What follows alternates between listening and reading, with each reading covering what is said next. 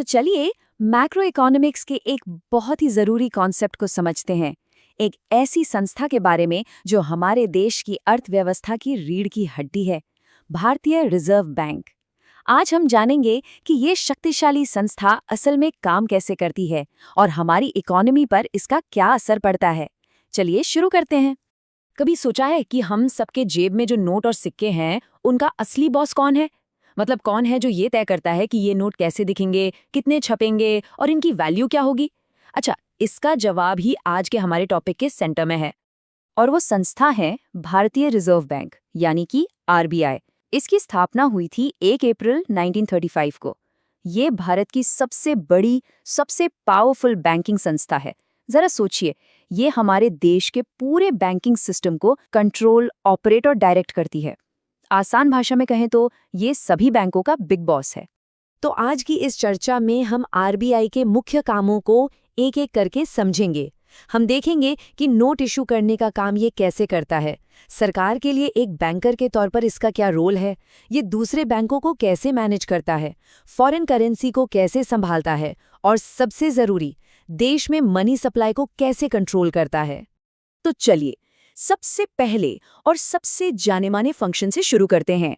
The soul note issuer, यानी कि currency जारी करने वाली अकेली अथॉरिटी। इसका मतलब बिल्कुल साफ है, इंडिया में करेंसी नोट छापने का अकेला अधिकार सिर्फ और सिर्फ आरबीआई के पास है। हमारी जेब में मौजूद हर नोट सिवाय एक के आरबीआई ही जारी करता है। लेकिन सवाल ये उठता है कि ये पूरी पावर एक ही संस्था को क्यों दी गई है? इसके फायदे क्या हैं? देखिए, पहला है यूनिफॉर्मिटी, मतलब पूरे देश में नोट एक जैसे दिखते हैं। दूसरा, कंट्रोल, इससे सरकार को मनी सप्लाई पर बेहतर पकड़ मिलती है। और तीसरा, पब्लिक फेथ, जब एक सेंट्रल बॉडी नोट जारी करती है तो लोगों का उस करेंसी पर भरोसा बढ़ता है। लेकिन जैसा मैंने अभी अभी हिंट दिया था, एक एक्सेप्शन है, और वो है 1 रुपए का नोट और सारे सिक्के।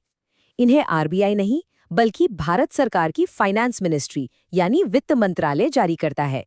ये एक बहुत जरूरी बात है, इसे याद रखिएगा। चलिए अब आगे बढ़ते हैं आरबीआई के दूसरे जरूरी रोल पर, और ये है banker to the government. RBI सिर्फ सेंट्रल ही नहीं, बल्कि सभी स्टेट गवर्नमेंट्स के लिए भी एक फाइनेंशियल पार्टनर की तरह काम करता है। तो इस रोल में आरबीआई 3 तरह से काम करता है।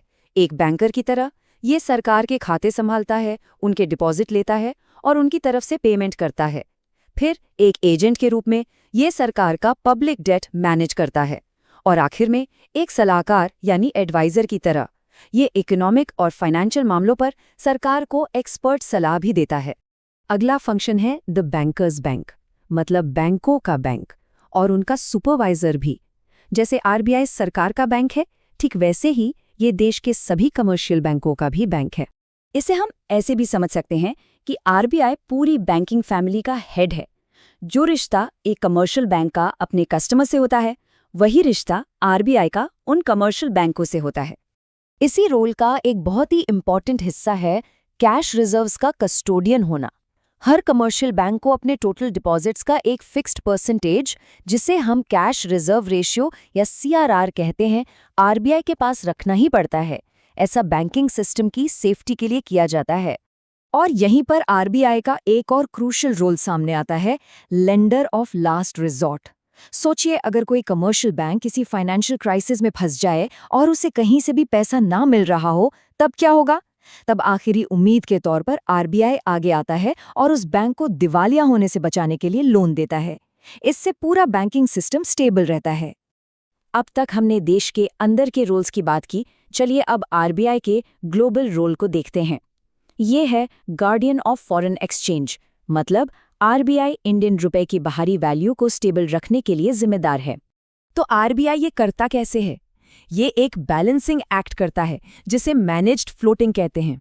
देखिए, अगर रुपया बहुत ज्यादा कमजोर हो रहा है तो आरबीआई मार्केट में डॉलर जैसी फॉरेन करेंसी बेचता है, जिससे रुपए की वैल्यू बढ़ती है। और इसके उलट, अगर रुपया बहुत ज्यादा मजबूत हो रहा है तो आरबीआई फॉरेन करेंसी खरीद लेता है ताकि वैल्यू थोड़ी नीचे आए। मकसद हमेशा स्टेबिलिटी बनाए रखना होता है। और अब हम आ गए हैं आरबीआई के शायद सबसे जरूरी फंक्शन पर, और वो है कंट्रोलर ऑफ मनी सप्लाई। ये देश की इकोनॉमिक हेल्थ के लिए बहुत ही ज्यादा जरूरी है। जैसा कि कहा जाता है, प्राइस स्टेबिलिटी यानी कीमतों में स्थिरता बनाए रखने के लिए ये शायद सबसे जरूरी काम है। आसान शब्दों में कहें तो महंगाई यानी इन्फ्लेशन को काबू में रखना, ताकि हम सबकी परचेजिंग पावर बनी रहे। तो बेसिकली आरबीआई अपने अलग-अलग मॉनेटरी टूल्स का इस्तेमाल करके ये कंट्रोल करता है कि इकोनॉमी में कितना पैसा और क्रेडिट अवेलेबल होना चाहिए। ये इसलिए ताकि इकोनॉमी ना तो बहुत ज़्यादा गर्म हो जाए और ना ही बिल्कुल ठंडी पड़ जाए। तो पूरी चर्चा से ये साफ है कि आरबीआई का सबसे बड़ा मकसद है स्टेबिलिटी लाना। लेकिन तब क्या होता है जब कुछ अनएक्सपेक्टेड हो जाए, जैसे कोई ग्लोबल पैंडेमिक या अचानक कोई बड़ा फाइनेंशियल क्राइसिस आ जाए। यही वो मौके होते हैं जो आरबीआई का असली इम्तिहान लेते हैं और हमें उसके लगातार बदलते रोल के बारे में सोचने पर मजबूर करते हैं।